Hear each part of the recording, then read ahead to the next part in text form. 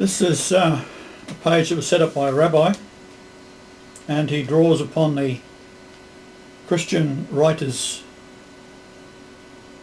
so that he can help mislead the masses.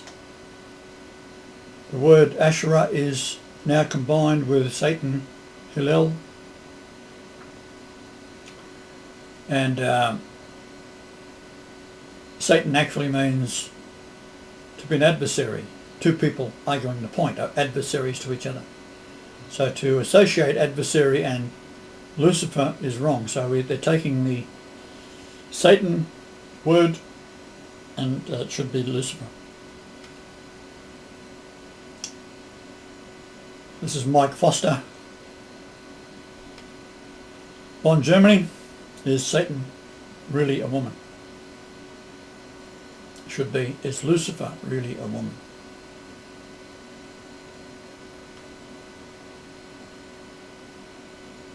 Now, as I said, Satan means adversary. I'll make reference to Isaiah 14:12, but you'll find as we go on that the word Lucifer has been removed. And where it says son of the morning, they then arrange that to be the morning star out of the alterations to the Strong's Concordance. Originally, it was just referring to 1984, which is not Venus.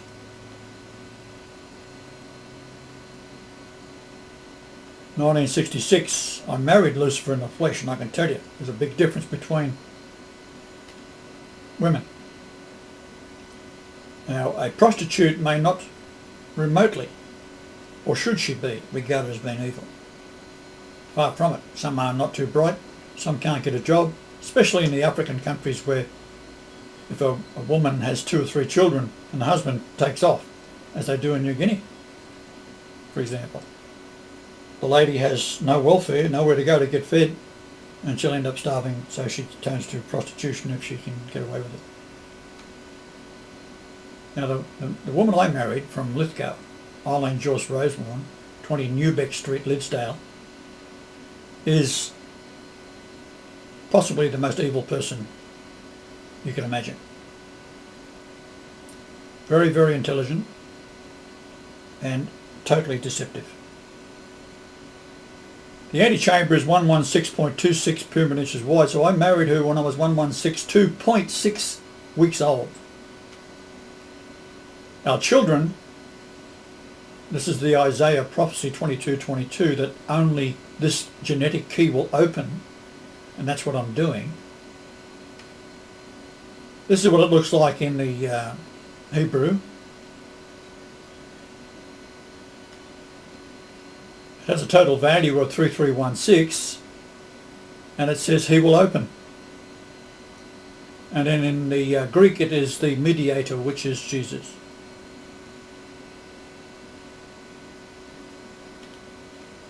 So the heart of Lithgow was my first wife, Lucifer. And I'll briefly tell you what she did. Just one of the many things she did. Our oldest daughter, who had very poor morals indeed, following in the footsteps of her mother because she was never taught. I can't teach her as a father. And I didn't know that she was inclined this way in any case.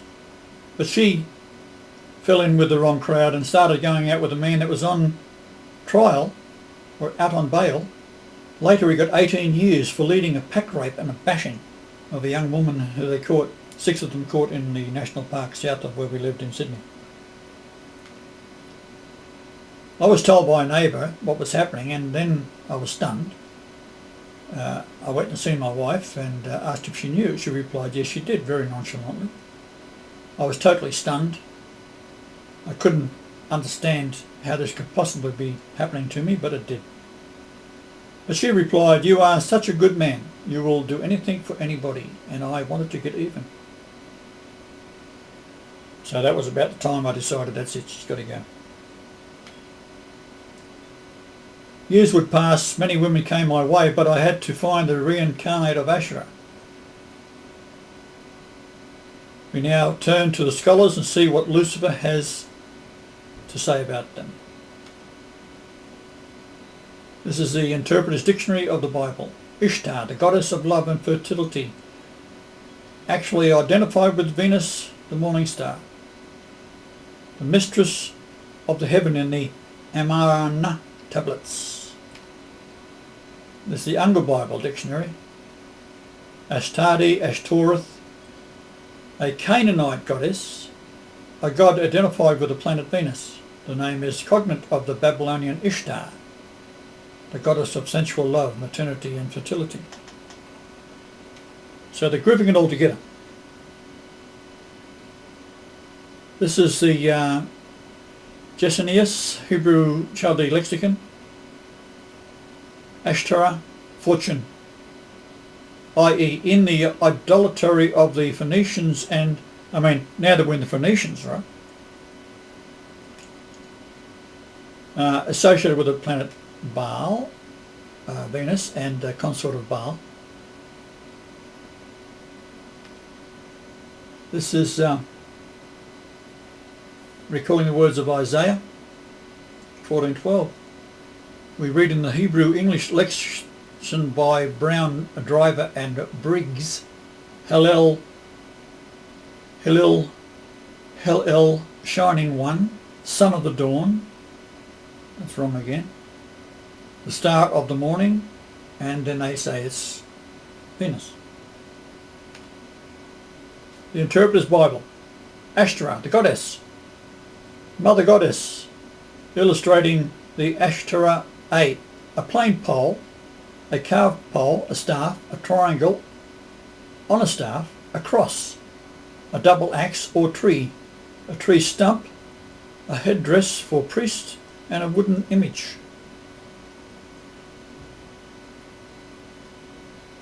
Now it was the object that was stood upright beside the altar to Yahweh.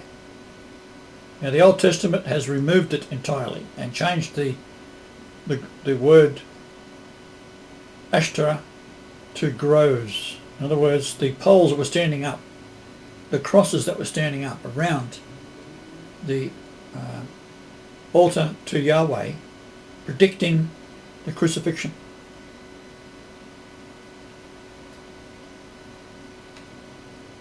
So even on churches, the steeples are referring to the female. This is where they've changed it to grove, but I should say that the